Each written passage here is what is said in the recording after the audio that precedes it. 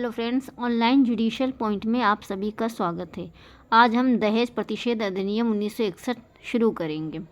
दहेज प्रतिषेध अधिनियम सन 1961 का इसका अधिनियम संख्या 28 है। यह 20 मई 1961 को अधिनियमित हुआ था तथा 1 जुलाई 1961 से यह लागू किया गया था। दहेज का देना या लेना प्रतिषिद्ध करने के उद्देश्य से यह अधिनियम बनाया गया है। इसमें टोटल 10 धाराएं दी गई हैं और यह अधिनियम भारत गणराज्य के 12वें वर्ष में संसद द्वारा निम्नलिखित रूप से अधिनियमित हुआ है। आइए हम देखते हैं धारा 1 में क्या कहा गया। धारा 1 इसका संक्षिप्त नाम, विस्तार और प्रारंभ बताती है। इसका संक्षिप्त नाम दहेज प्रतिषेध अधिनियम 1961 होगा। इसका विस्तार संपूर्ण भारत पर है और यह, जैसा कि अभी हमने आपको बताया, 1 जुलाई 1961 को प्रवर्त हुआ है। अब अगली धारा पे हम आते हैं। धारा 2 देख लेते हैं। धारा 2 दहेज की परिभाषा बताती है। दहेज की परिभाषा के अंतर्गत अगर हम देखें तो हमने पिछली वीडियो में आपको दहेज का अर्थ तथा इसका इतिहास, प्राचीन काल में क्या रहा, कैसे दहेज की शुरुआत हुई, इसकी एक विस्तृत चर्चा हमने करी हुई है। आज हम सिर्फ धारा 2 में जो इसकी परिभाषा में बताया गया है उसको ही देखेंगे।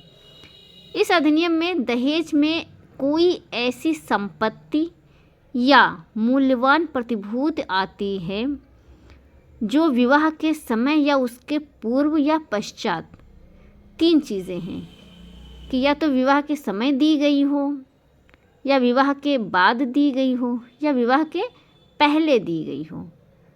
कौन देगा? तो विवाह के एक पक्षकार द्वारा दूसरे पक्षकार को। दूसरी चीज़ आती है कि विवाह के किसी भी पक्षकार के माता पिता द्वारा या किसी अन्य व्यक्ति द्वारा विवाह के किसी भी पक्षकार को या किसी अन्य व्यक्ति को उक्त पक्षकारों के विवाह के संबंध में या तो प्रत्यक्षता या अप्रत्यक्षता दी गई हो या दी जाने के लिए करार की गई हो, किंतु उन व्यक्तियों के संबंध में जिन्हें मुस्लिम स्वीविधि शरीयत लागू होती है, मेहर इसके अंतर्गत नहीं है। अब स्पष्टीकरण 2 में बताया गया कि मूल्यवान प्रतिभूति पद का वही अर्थ है जो भारतीय दंड संहिता की धारा 30 में मूल्यवान प्रतिभूति को बताया गया है। ये धारा 2 में दहेज की परिभाषा हमने जो बेयर एक्ट में दी गई है वो हमने देख ली है। तो इससे ये निकल के आता है कि अगर कोई ऐसी संपत्ति है जो दहेज के रूप में दी जा रही है या कोई मूल्यवान प्रतिभूति है जो दी जा रही है और किसको और कब दिया जाएगा, तो यानी कि चाहे वो विवाह के समय या विवाह के बाद या विवाह के पूर्व दी गई हो, कोई एक पक्षकार, विवाह का कोई एक पक्षकार दूसरे पक्षकार को, एक परिस्थिति आती। दूसरी क्या है? दूसरी परिस्थिति ये है कि विवाह के किसी भी पक्षकार के माता पिता द्वारा किसी अन्य व्यक्ति द्वारा या विवाह के किसी भी पक्षकार के किसी अन्य व्यक्ति को दी जाती है। ये डायरेक्ट या इनडायरेक्ट भी दी जाती है। इसके लिए करार जो किया जाता है वो भी इसके अंतर्गत आता है। परंतु इसका एक अपवाद है, जो मुस्लिम विधि में जो शरीयत के अंतर्गत जो मेहर दी जाती है वो डॉवरी की परिभाषा, दहेज की परिभाषा में नहीं आता है। ये हमने आपको दहेज की परिभाषा के बारे में बताया।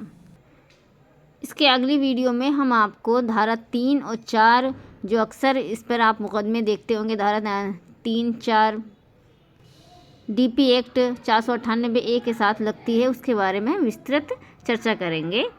बने रहने के लिए लाइक, शेयर एंड सब्सक्राइब करें।